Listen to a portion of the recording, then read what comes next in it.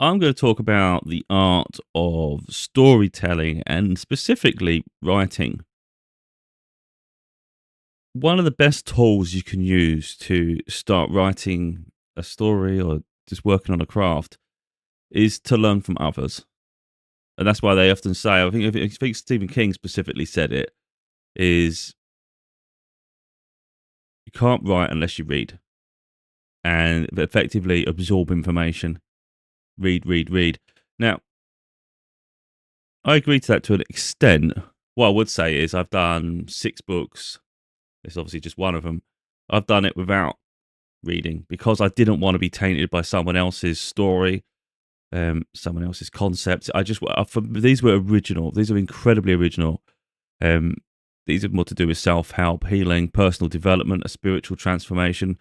Each has its own focus. But there was no way I was going to read other people in the same category because, in all honesty, I've seen briefly some of the work. For instance, I've got Jordan Peterson. I've got 2 of his books. They're in perfect condition. I haven't even read them. All I did was flick through pages. I went, no, I'm not dealing with this right now. Now he's insightful. He's deep. He's very intelligent. But I'm not interested, for instance, in sharing my story like a scientist. It was never the way I want to be. That's not how I am. I want to be able to reach out to the everyday person, everybody. And I think some authors, some writers, they alienate people by making things too complicated. That's how I feel. And, I've had it myself. You pick up a novel, first page, you're like, this is just a mess. No, I'm not saying his book, I'm talking about novels here. But some books are just so convoluted and unnecessarily complicated words. It's like, this is just not even interesting. It's like the author's just indulging themselves, at the expense of the story. It doesn't make sense to me. So you can actually learn what to do sometimes through others' work. But like I said, I've done my books, and I've done it all my way. So before I started doing my books, I was learning a little bit about how to actually set up your work, how to start writing. In the end, I didn't find any of it useful, apart from one thing. One thing that worked for mine, because bear in mind, what I was learning was more for novels. It wasn't going to transition into my work. In the end, I just found my own way of working and doing it. But something I think Stephen King said, I think I found it in this book, Stephen King's On Writing. This is where he actually helps writers. So he's explaining his writing process and his thoughts on writing in general. It can be a bit pompous. So it's not, again, it's like anything. Just because one person says do it like this, you don't have to. And just because he's the king of the great storyteller, it doesn't mean it has to fit your story at all. And it didn't for me. So certain things I thought it was a bit too much. But one of them was remove unnecessary words. If it's just filler, remove it. So even the word that in a sentence, does it need it? It's going to be hard for me just to think it off the top of my head now. For instance, something that they tried to do is just remove that and just put something they tried to do. It's just something simple. You're like, oh yeah, I don't need that. Don't. And that makes me look now. I'm not looking for specific words he was saying. It's just now I just go over sentences. Is that necessary? Adjectives he hates. So anything with like ly at the end or these sort of things, it's just exaggerating. So if you put, oh, they're immensely sad or incredibly boring, you don't need to do that. You can just put boring. You don't need to exaggerate the level of boredom, So things like that, and that stays in you. That stays in my psyche. I'm thinking that now. Sometimes I like it, so I'll put it in sometimes. For him, he doesn't want it in at all. So, for instance, if he was reading the work and that come up, I'm sure it's going to give him a trigger because I'm like that with certain things myself. Yeah, so we all have our preferences, and it's out finding our own niche. Like I say, with my books, I really wanted to be original, and that's what I am. I don't like copying anything, but you can learn. So let's remove my one for a minute. One thing I did do, I got like 4 books out, completely different stories, but before I started my very first book. So to come up with the biggest thing for anyone starting anything is where to start. And I was like, how do people start their books? Like, what's the first page look like? Again, you sort of use that as guidance for the first book, and then after that, once you've achieved something, you go your own way, don't you? You just follow your own path, kind of what I've been doing since. But I think I had Hunger Games. Maze Runner, The Hobbit, and I can't remember what the other one was, but it was like 4 books that I just got out, and I sort of had them out just see how different they are. How did they start? Most of the time, I notice people just started in the thick of the action. There's something going on.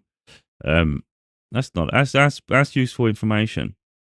But what I would say is, anyone starting their writing journey is invest in these two books. Now, I was thinking of doing one myself at some point. Haven't got around to it. May never do it. I really don't know. You can only do so much. One is On Writing by Stephen King. Absolute godsend. You definitely want that one. There's another one. I just can't remember the name of it now. Yeah, I can't remember. I've got it on Kindle, but I haven't got it on me at the moment. This one is and the other one is Save the Cat Writes a Novel. This person, Jessica Brody, it's an adaptation from another one. I think was Stage. I think there was one for theatre, and she made her own one for novels. But it's actually really good. Again, I haven't even read through it. I've looked through it glimpses, and I never got round to it. But I recognise I wasn't writing novels. Soon I'm going to be writing my novel, and it's going to be worth me taking the time to read. Now, when I learn, this is how I like to learn. For instance, if I was going to read this and then really take on board what she's saying, I would read it normally the first time. In my head, little triggers are going off, but I'm not taking note of it. I would just read it like you're supposed to. I would just read it, and then I would go back. If I'm like, that's going to help me, I'm going to go back now, and then you would start making notes based off of each bit as you read it a second time.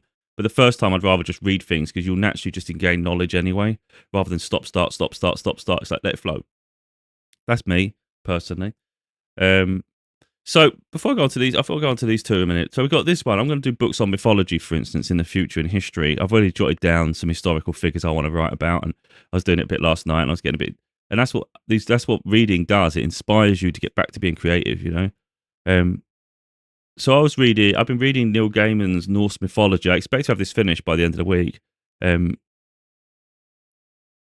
considering he's a very popular writer, author, I think he's done comics as well. So he's very respected, and I'm reading it. And there's certain parts that I'm like, I'm not sure I would do it like that. Bear in mind, I don't have the stats he has, but I'm seeing things that I would do a bit better. Well, I think better, really, in all honesty, without being rude. But because there's some things I just thought were a little bit vague. And some sentences I would have just done slightly different. So there's certain things in this that I felt was a bit that I just think it's a bit different. For instance, if I'm just going to give one example, from what I'm understanding, now I haven't finished the book, he kept referring to Ragnarok, and that's like it's almost like Armageddon. Yeah, it's almost like the end of the world, you know. But he's not referring to it like that. And I think it helps people if you just say that from the start, really. But just reading it's making me realise that I've got a lot. How I'm going to write my own book is going to be a completely different experience, really. I think in a different way. But I can learn certain parts of Norse mythology through this, and then go on my own little trail too. But it's an inspiration, you know. It's a source of inspiration, so it's great because they lay the foundation before you, pretty much. Because what I like about the beginning part is the fact that he's talking about the fun he had when he first come across the Norse mythology, you know, like Thor, how you like when he was young, and the imagination that brought and all this stuff. And he's talking about the fact that he's just thinking from the point of being around a campfire talking about these things, because a lot of it stems from poetry and things, because that's really what got left behind. And he referenced a book that I actually have. So I actually bought on Kindle a week ago or so. And it's a poem, but I think it's a poetry book. But anything to do with that sort of era, I'm sort of looking at. So I'm like grabbing it because it's good. Even fiction, for instance, is going to be great in that sense, because it will give you an idea, even of the attire they're wearing, the way they interact. So, yeah, it's a great resource, but I just think I'm going to do it slightly different. But that's good, because that's not saying that mine would be, anything I do would be better. It's just, it's really good to do something that's original, you know. And I think that's what I'm looking at. I'm like, this is great because there is a niche for what I intend to do, because this isn't quite what I would have done. So that's good. There was more I was going to say on it, but I just can't remember without picking it apart. And I don't really want to pick someone's work apart. If I'm in all honesty, I don't think it would be wouldn't be very positive at all. So then we got Court of Thorns and Roses. Now I've got no doubt that there's been authors that have read books like this, and then they've got so much inspiration from it and thought, you know what, I'm going to do a story in this world, but adapt it slightly. And I think that's where a lot of fantasy stems from. For instance, when the author talks about like the magic wall between the realms of fairies and humans, I can't help but think immediately. Now, she might not have got it from that, but I wouldn't be surprised. Talk about the ice wall in Game of Thrones, for instance, and it's a completely different thing, but at the same time, there's a connection to the two when you think about it. There's a barrier, but an immense barrier that just separates two different worlds, really. So I wouldn't be surprised if they've done it too, and I wouldn't be surprised if people have followed on from things like Twilight and Harry Potter that come before them, you know? So I don't think there's anything inherently wrong when people get inspiration from that and they go and create their own franchise based off it. For instance, there's one on Kindle. They've pretty much said if you loved Court of Thorns and Roses, you will love this. And it's like, well, they put it blatantly in front of you. But you know what? If it's good enough, it's good enough, you know? So I don't think there's anything inherently wrong, but it's up to you whether you decide to do something similar. For me, it's just giving me a creative outlet. It's making me go back to what my other concept, my original concept was. I've got a concept in mind of what I want to write. It's got nothing to do with this. But what this does, though, is the more you read books like this, it helps you focus on the world building and the craft of telling that story, of how you introduce the character, how much detail you give. And I think sometimes how much one thing that's been in the back of my mind is how much detail's left out purposely, because that's important. You don't need to give the reader every bit of information because I think it's allowing them the freedom to fill in the blanks of their imagination. Yeah, and that's what I'm thinking when I'm reading. I think this author, Sarah J. Maas, I think she's incredible. This book has been insane. It's really great, and it's rare for me to come across books that I absolutely adore. So when you get absorbed in the world, just think this is absolutely incredible. I'm actually loving this, and there's nothing I could really fault in it, which is something rare again because usually I'd pick at things. And I'm not really picking. I don't know if there's something. So no, there's something actually not picking, but it's something I've attuned to, and I straight away went interested by this. So, for instance, you might put a sentence together, and instead of carrying it on in that sentence, they just do one line with maybe 4 words, and I'm like, that's new to me. Like in terms of like what I would do, because I wouldn't normally think like that. So, for instance, if we're just going to say something.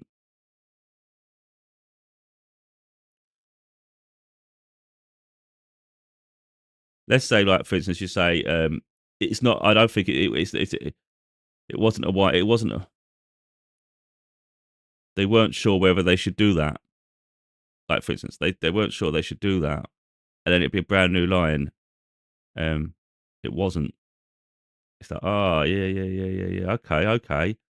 Because you could have just carried that on the same sentence. There was no need to fragment it, but by putting it on another set line, you've really emphasised the significance of the fact that holds its own. So it wasn't. So you've really emphasised the fact that it wasn't wise at all. If you'd kept it on the same sentence, it would have been, you'd have got the message, but it wouldn't have been as prominent. So it's like, okay, that's an interesting thing. But I think that style you don't want to overuse because you don't want fragmented sentences on a continual basis. Now I don't know if they've done that a lot or not. I don't think they have, but they have done it here. So for instance, if I just use an example, okay, I'll just open the book. Almost dropping the bone, I leaned around the bend again to see the worm. And it's a separate line now. It was gone. So that shows this is quite interesting to them, like that they didn't expect it to go, really. Yeah, okay, I don't want to read it because it's further in the book than I've got, and I don't want to sort of give myself pieces. But you'll learn, the more you read from other books, you'll also, like I said, you'll learn a lot about what not to do, just as much as what to do, and get that creative juice going. And if you ever get a roadblock, it's like there's nothing wrong with leaning upon other books to help you through it, you know? So, for instance, I would argue, because I don't have the experience in novels, I can easily tell my story is perfectly fine, but in novels is a bit different. Because I'm self-taught anyway for most of what I do. I just get on with it, you know? But you've got so much resource material around you, most people just take it for granted. So let's say you're writing and you're like, "Oh, I'm not really sure how to format the speech. How do you format speech? You don't want to keep saying "I said" at the end of every sentence." And so you can literally get a few books out, and you could just look how other authors have gone about doing their speech. Because a lot of time, I love it when speech runs into descriptions and actions. So if you say something like, um,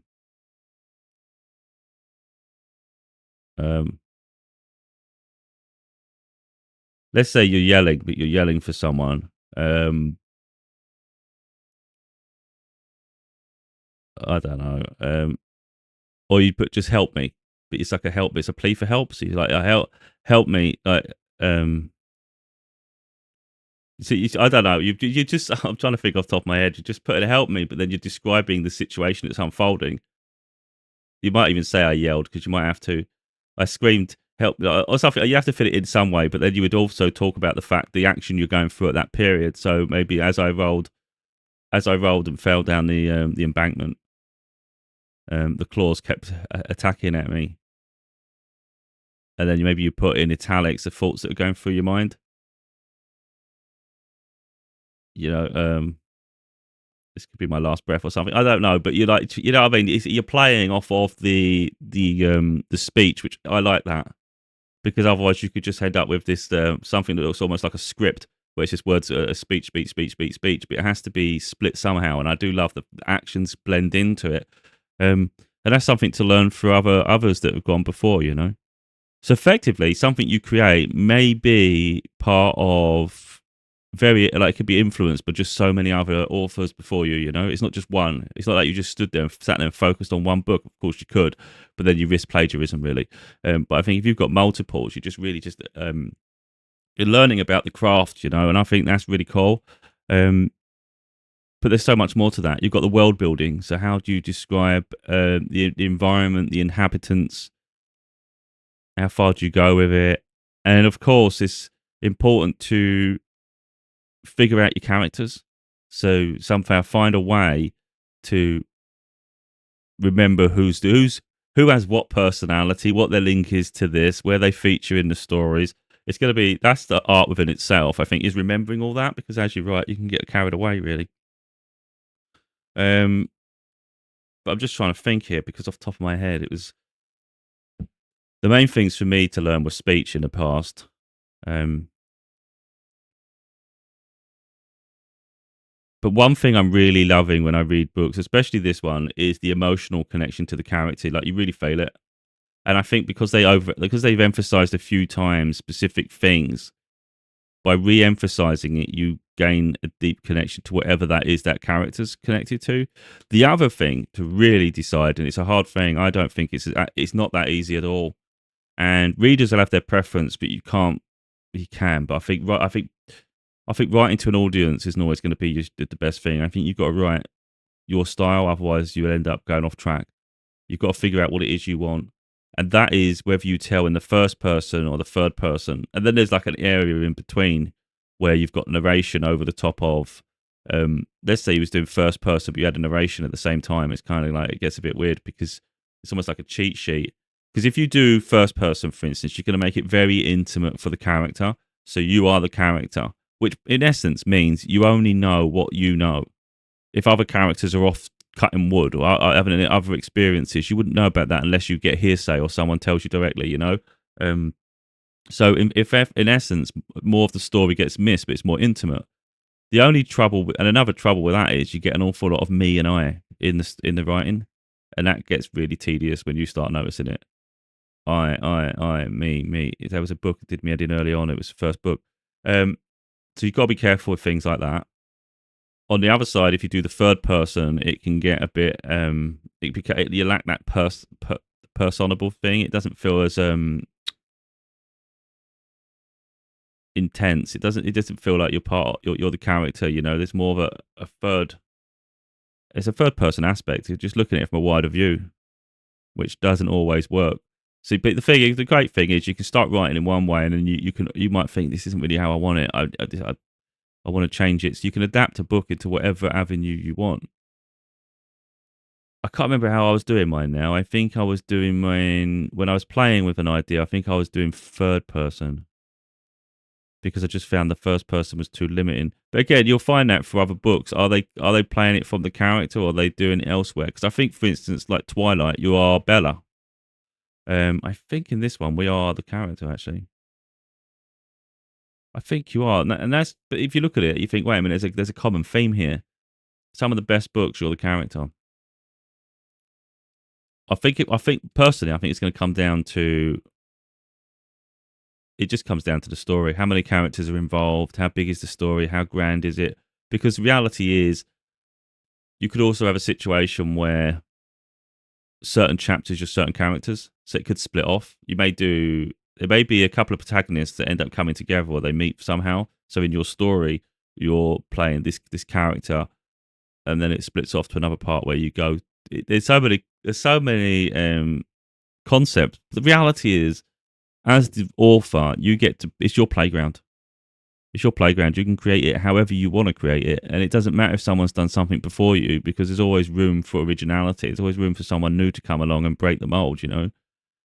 I can't help but think of the impact J.K. Rowling had on the fantasy genre with Harry Potter. You know, it's incredible to think that that come out of thin air. But I'm sure she was inspired by others before her, like the Lord of the Rings, you know? And I'm sure there's others. And sometimes it's a concept. Maybe they saw something and then just thought, if I put a twist on it with this, all of a sudden it all comes to life. You know. Sometimes you'll never know, because people don't always tell you everything. You know. But no, there's a lot we can learn, I think, from others. Like, for instance, here, Stephen King. I think that one might have been the other one, Misery. Stephen King, Misery. I love that book. And again, you can learn what not to do, what not to. I don't understand, for instance, every time I open that book, the first chapter, it makes no sense. I don't get it. I think it was just the characters bumbling around, like in terms of like his voice after he had a car accident. But it was so, I didn't really see the point to it at all. I was like, that's so irrelevant, surely. So that's not something I would implement in my own. But what I would say, the reason I picked this one up is, if I was going with mine now, I would do this. Because the start to this, I think, is incredible. Like, incredible. And you think, that's great. We can definitely learn a thing or two from him. So he put this: I'm sure I can tell this story. I'm also sure no one will believe it. That's fine with me. Telling it will be enough. My problem, and I'm sure many writers have it, not just newbies like me, is deciding where to start. Now, because he's talking about like a fairy tale that's going to unfold, but what a great way to start, you know? And that's what he's great at. He's great at setting the stage. But sometimes I think sometimes I think he goes a bit too far setting the stage, and hence why the books are so big. And then that'll come down to personal preference too. But there's a lot we can learn from others. One of the big things I would say is grammar. You could have a great story, but if the grammar's not up to scratch, it's going to ruin the entire premise of the story. You know, people are just not going to be able to hook it down. So yeah, I think it's worth taking that time to make sure you hone the craft. But yeah, I've got so much I'm working on at the moment. It's actually pushing me to the brink. I literally just started two new manuscripts last night, and it's like literally just laying the foundation. It's literally, I haven't even started them properly, and I'm doing that on top. So effectively, I've done what I've done already. I've got a new spiritual book coming out at the end of the year. So that's non-fiction. I've got one to do on society, politics, and culture and whatnot, and that'll be spring. Again, that's non-fiction. So we've got that. Then I've got a third in my Father's Daughter series on the back burner. That's non-fiction. I can do that without, like, that's just me. Like, for me, that's like breathing. You know, it's just easy for me, natural. Then I've got this other series where I'm going to do history and mythology. It's not as simple as you'd think, because there's so many variations to the way you can go about it. And I don't want to expand it over too many books, so that's interesting for me. For instance, I'm thinking one on history, two on mythology. It may stem to three. It really depends how the mythology goes. Like 3 mythology books instead, and make the history separate. Haven't decided. I've listed what I want to do for the history book, for instance, and it's going to just be interesting for me to have all these different things on the go, because if I want to break from that, I can jump into this, and it's just allowing me to expand, put my thoughts on the page, really. So again, there's so many areas, but I've also got the novel I want to start writing, and I'm going to start working on it. And it may or may not get influenced by what I read, but in a positive way. You know, it will expand my imagination. Because I was even in her worlds, Sarah J. Maas, You're in this world, you're part of it, and things were triggering in my mind, like um, not with those exact setups and not in that exact situation, but little things were just popping into my mind. And I was like, that's good. That'd be good. The way I'm putting a twist on this, or I'm thinking of something completely different, but it sparked the curiosity for that, and it's like that's what you need. That's great because that just straight away got me going. Right, we might have to start this novel sooner because I'm getting inspired a lot by what I'm reading. Um, and that's what it is. That's what I think. That's why Stephen King is talking about reading, reading, reading, because it will allow you to have that inspiration. And you see how others have done it before you. I mean, that's really important because there is like a standardized way of doing things. Like, for instance, when you format speech, but also like when you do thought thinking. I think in the past when people were thinking, they did it in almost like a speech sort of thing. It was hard to split the differentiate between the two. Where if someone's talking, someone's thinking. But nowadays, it's like just do italics. So if you see italics in the text, you know full well it's just a thought, and I love that. Again, something so simple as a font change is the thinking. But if you didn't read, you would never know that. You'd never know that. Um, One of the things I've still haven't found a precise way of formatting is text messages. So if someone were to send you a text message and it was a to and fro between, it's easy enough if it wasn't, because you could do it in a different style, a different font style, and it'll look like someone sent you a letter. You can do it like that. But if it's a back and forth text, it can look a bit messy on the page. I'm not even sure how you even go about that yet. I don't think I've read a book that would even be a thing. So that's something I'm curious about. It's something I've played with because I've had to include text messages in one of my books, a couple of them in the past. And I was just trying to find my own way of presenting that would look presentable. But like I say, we can learn a lot from other authors. I think especially those that are bestsellers. They're bestsellers for a reason. It's like you shouldn't be jealous of people. It's like you've got to say someone's achieved something here, so maybe they are worth taking note of. And it's not about mimicking the story. It's like that's the thing. It's like what are you looking to do? Because if all you're looking, for instance, if you're just looking to take someone else's concept and run with it, it's like, well, then you might as well just left it to that author, mightn't you? There's no point even going near it. If you're just gonna plagiarize it, don't go near it. But if you're going to use it as inspiration for the way you're going to format and write, then that's useful because you can take some things from it. And like I said, you'll also take things you don't like. I read an awful lot of things I don't like, and this can be really, really, really famous authors.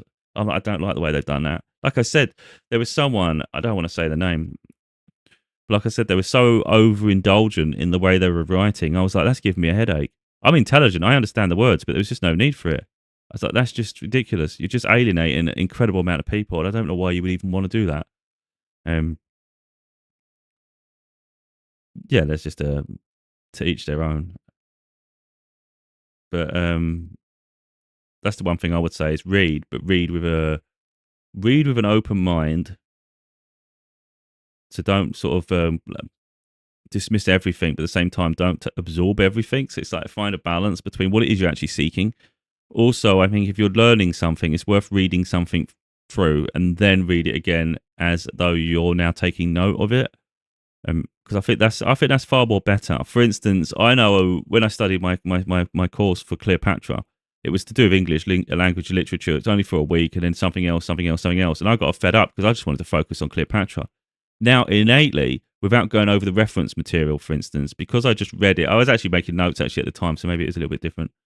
But it's ingrained within me. For instance, I know certain parts of history that I just didn't know before that. It went through ignorance, just life. You can only absorb so much information. For instance, Julius Caesar's adopted son, Octavian, become Augustus Caesar. And I think they say Augustus Caesar was the first emperor of Rome. So that's interesting. Didn't know that before. Cleopatra had a relationship with Julius Caesar, and then when Julius Caesar was assassinated, she started dating his general. I think it was his general or lieutenant, Mark Antony. And in fact, she was actually more in love with Mark Antony than she was with Julius Caesar, from what I'm understanding. And it's an incredible amount of diplomacy and conflict and I think it was Augustus Caesar who had the conflict with Mark Antony. If I'm right, I may be wrong there. I just got to go back into it a little bit more. But effectively, Mark Antony died, and Cleopatra, as a consequence, she killed herself because she knew what was coming next. She was literally going to be paraded through Rome, and that's not a nice thing to do, especially when they're probably going to kill you anyway. It's like, but yeah, and then Cleopatra was the last Egyptian pharaoh.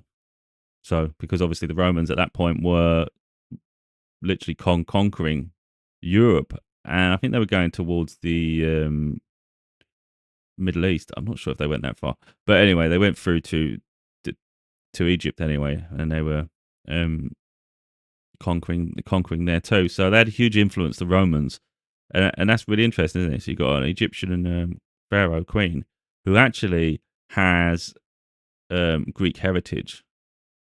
So she's actually a Greek. I don't know if you call her a Greek queen or Greek princess, but either way. So she had a really hard life because she had to try to appease the the wealthy Greeks who controlled an awful lot, and the Egyptian populace.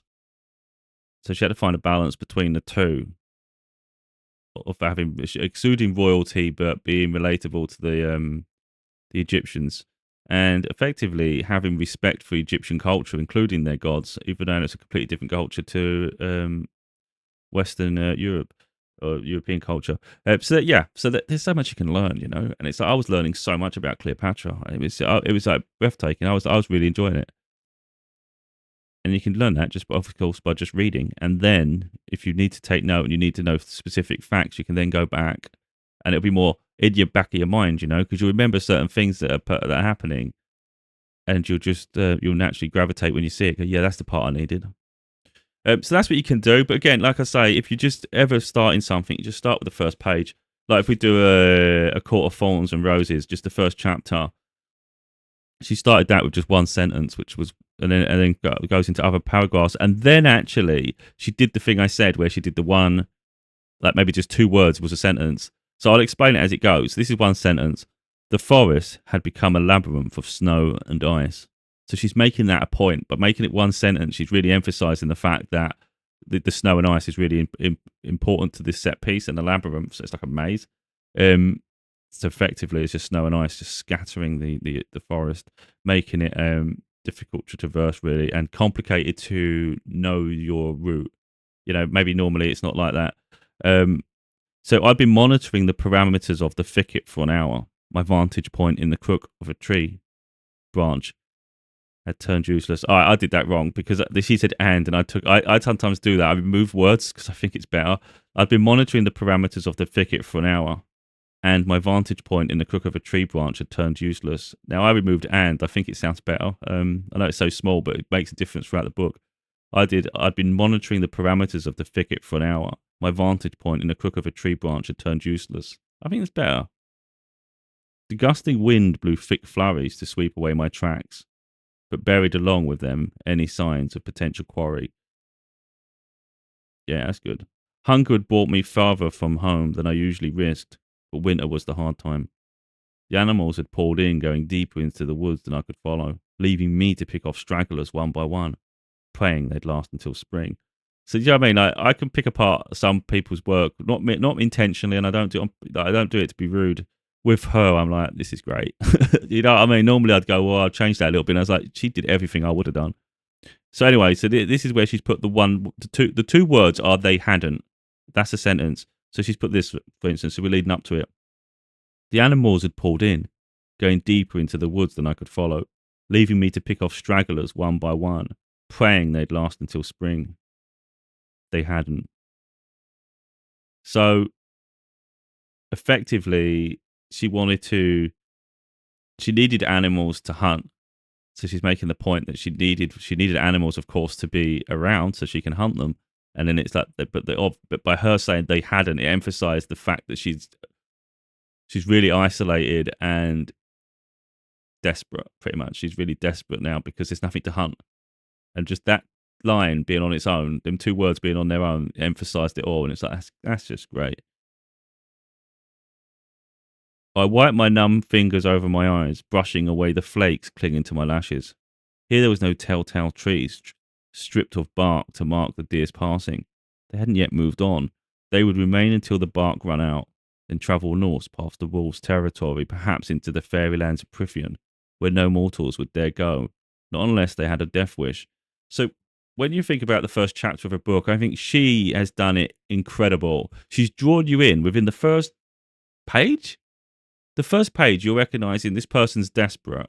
By the end of that page, which isn't even a lot far in, we now know there's sort of a magical fairy land called Prythian, and it's not somewhere where humans would be welcome or allowed or would even feel safe going to. And you're finding that straight away, you know. That's a lot in one section of a book. And what I absolutely love there as well is she hasn't actually revealed the character. I don't think she's explained that the character's a female.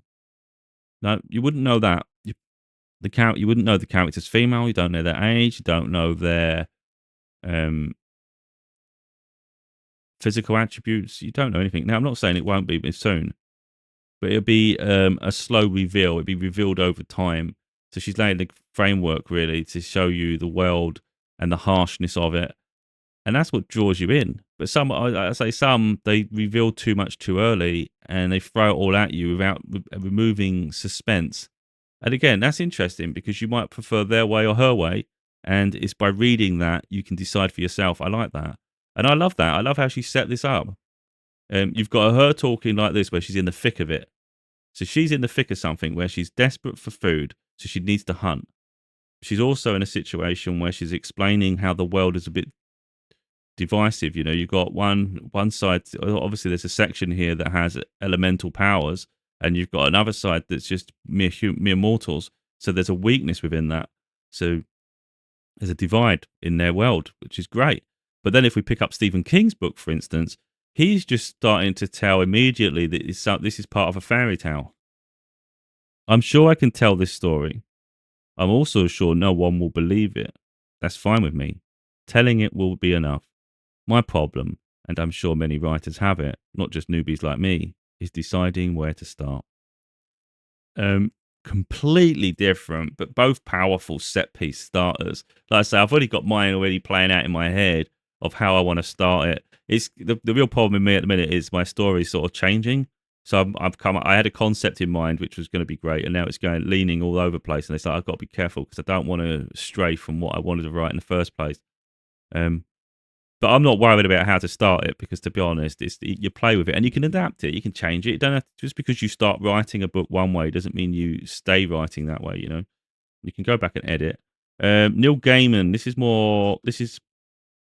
not really a fiction as such. It's him telling his opinion on the mythology, which is I think that's really important because he's not saying that everything he says is fact. Because in fact, it's actually really hard to find fact.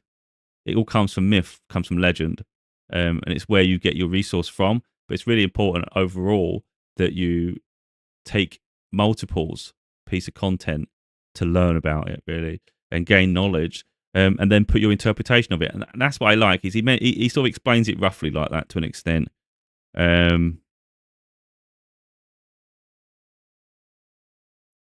I'll read it a little bit because I find him a little bit convoluted, a little bit. And that's just my preference. I just think it's a bit much, but that's just my preference. That's just my way, you know. So he's put this: it's hard to have a favourite sequence of myths, as it is to have a favourite style of cooking. Some nights you might want Thai food, some nights sushi, other nights you crave the plain home cooking you grew up on. But if I had to declare a favourite, it would probably be for the Norse myths. My first encounter with Asgard and its inhabitants was as a small boy, no more than 7. Reading the adventures of the Mighty Thor as depicted by American comic artist Jack Kirby in the stories plotted by Kirby and Stan Lee. It's a little bit boring, really, to me, but this is where it got a little bit interesting. I borrowed a copy of Myths of the Norsemen by Roger Lachlan Green and read and reread it with delight. And that's interesting. So he's saying he found this book and he read it and read it. So, of course, he absorbed all the knowledge from it. So that really ingrained the myth and the story to him. Asgard in this telling was no longer a Kirkby-esque future city, but was a Viking hall, and collection of buildings out on the frozen wastes. Odin, the All-Father, was no longer gentle, wise, and inescapable, but instead he was brilliant, unknowable, and dangerous.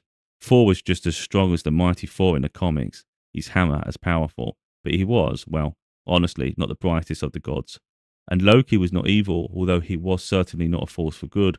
Loki was complicated. So that's actually good the way he's wrote that, but there's some other parts that I just find a little bit convoluted. But there was a part where he meant, this is it, because it's the book I got and I intend to read. So he put, I dared not. Right. Oh, this is what he wrote. So anyway, I was surprised when I finished the stories and read them as a sequence to find that they felt like a journey from the ice and the fire that the universe begins in to the fire and the ice that end the world. Along the way, we meet people we would know if we met them, people like Loki and Thor and Odin, and people we want to know so much more about. My favourite of these is Angrboda, Loki's wife among the giants, who gives birth to the monstrous children, and who is there in ghost form after Balder is slain. I did not dare go back to the tellers of Norse myth whose work I had loved, to people like Lencian, Green, and Crossley Holland, and reread their stories. I spent my time instead with many different translations of Snorri Sturluson's Prose Edda. That's the book I got. And with the verses of the Poetic Edda.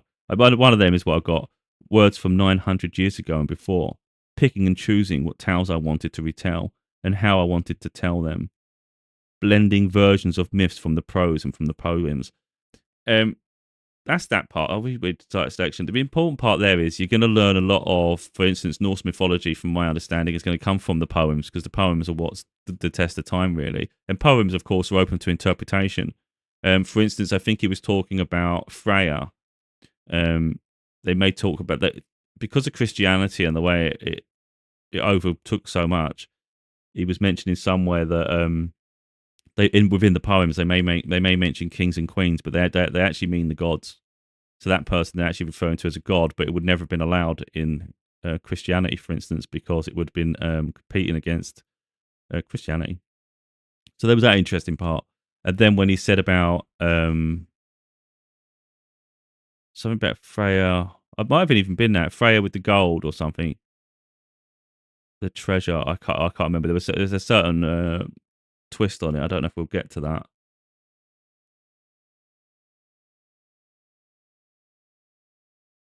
Yeah, he's talking about certain ones before the beginning and after. I'll just read the first page, couple of sentences.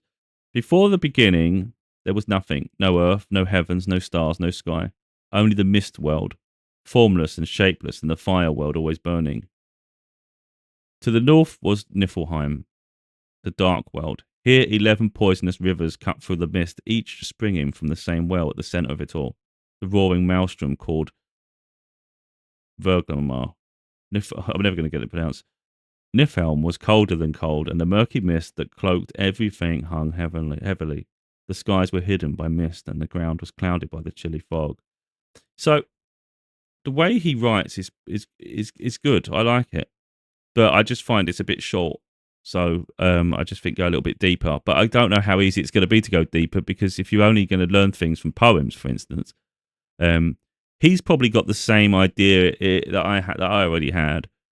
And it's really just opened people's eyes to these sort of cultures and ways, and paying respect to it, really, so it doesn't get lost.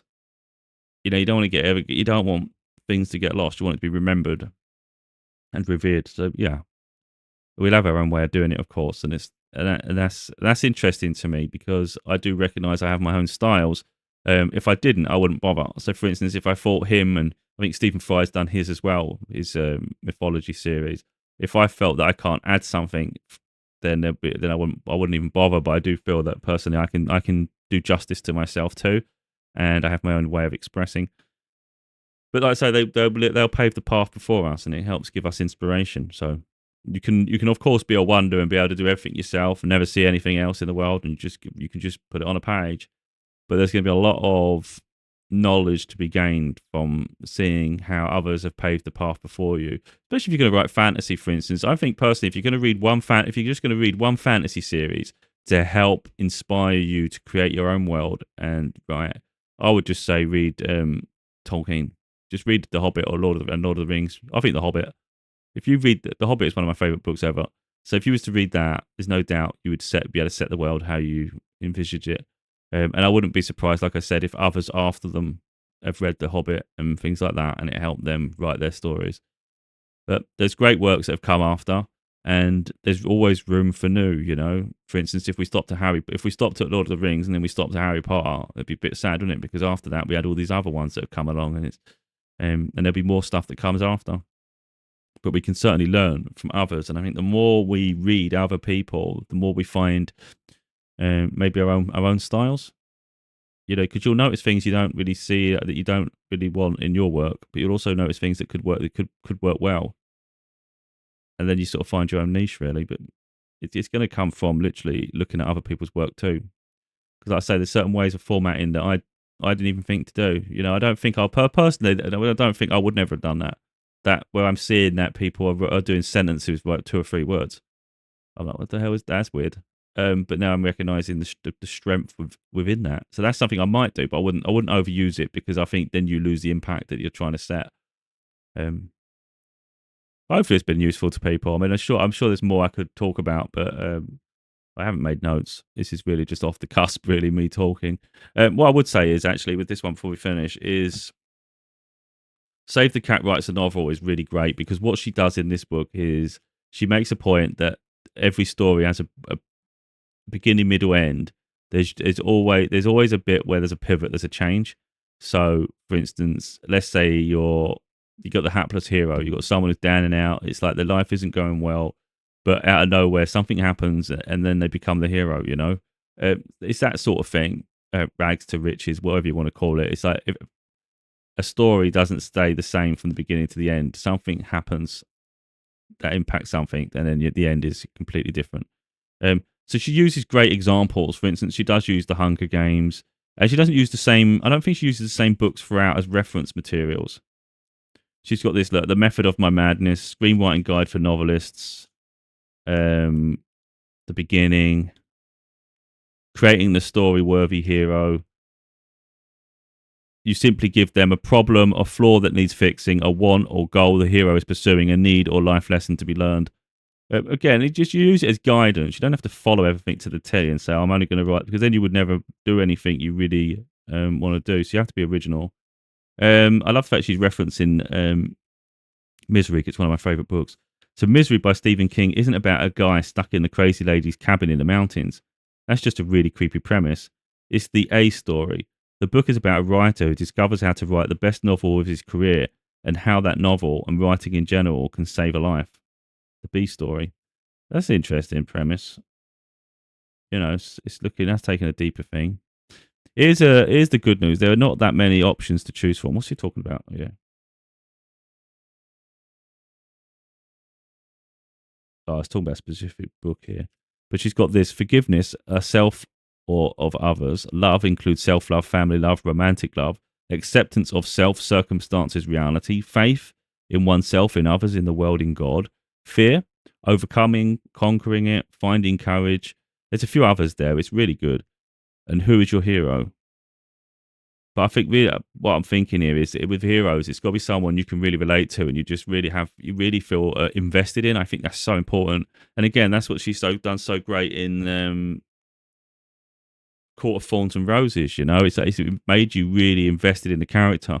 In the same way, like in Hunger Games, you've got Katniss. You know. So this is what they've put here. Who is your hero? Answer may not be as simple as you think. Call me old romantic, but I believe that every hero has one true plot that meant it only for them.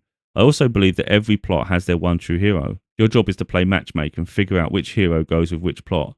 Imagine if Harry Potter had started out a confident, powerful wizard. Imagine if the Dursleys had been nice, adoptive parents who took Harry under their wing and nourished his magical soul. What a dull first book that would have been. Harry Potter and the Sorcerer's Stone by J.K. Rowling works because Harry does not start out confident and powerful. He doesn't have cool, supportive guardians who will help him find his way in the Wizarding world. He starts out timid, isolated, unaware of his true potential. He's the perfect hero for that plot because he has so far to go. He is the character who will get the most out of this particular storyline. Now, that's just one example, and she goes on. She uses great examples for different stages. And again, this will be a great support for people on their journey. And again, it's something I'll be reading at some point as I sort of go further on my journey.